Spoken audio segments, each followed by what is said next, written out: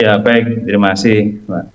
Jadi kita kembali kepada ketentuan yang diatur di dalam 7A ya, Undang-Undang Dasar 45.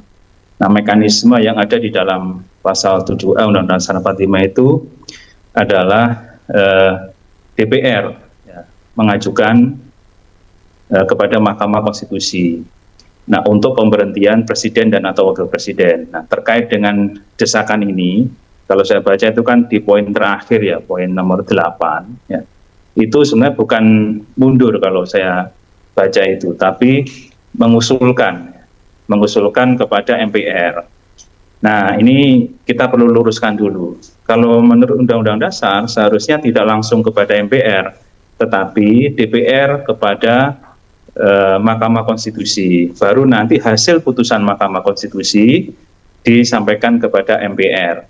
Nah, makanya kalau saya lihat Pak Wiranto dalam keterangan persnya itu menyampaikan bahwa Presiden agak hati-hati di sini karena itu di luar ranah Presiden sebagai kepala pemerintahan dan sebagai Panglima Tinggi TNI begitu.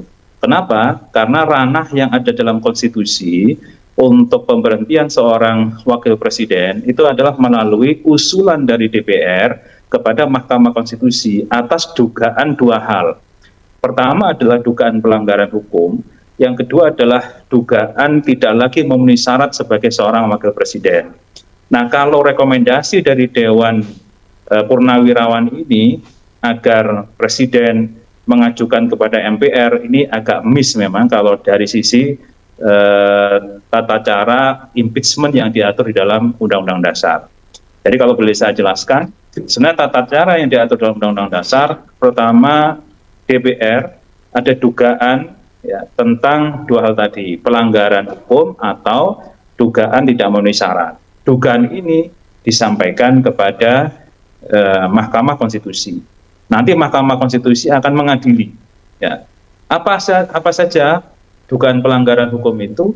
Pertama, kalau diduga melakukan korupsi, pengkhianatan terhadap negara, melakukan tindak pidana suap, kemudian melakukan tindak pidana berat lainnya, dan satu lagi, melakukan perbuatan tercela.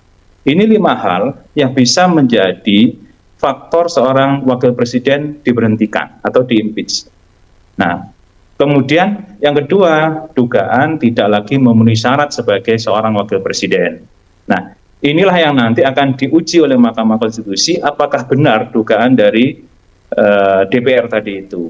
Nah, tentunya dalam hal ini kalau saya memandang, kalau mekanismenya benar ya seharusnya Pak Prabowo kapasitasnya bukan lagi sebagai presiden, bukan lagi sebagai Panglima tertinggi TNI, tapi sebagai ketua umum partai yang lebih relevan.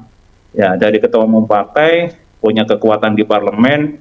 Nah, dari kekuatan di parlemen inilah kalau 2/3 ya dari anggota parlemen nanti hadir dalam sidang dan setuju terhadap usulan untuk impeachment, untuk pemberhentian wakil presiden, baru bisa. Nah, saya kira itu sebenarnya mekanismenya.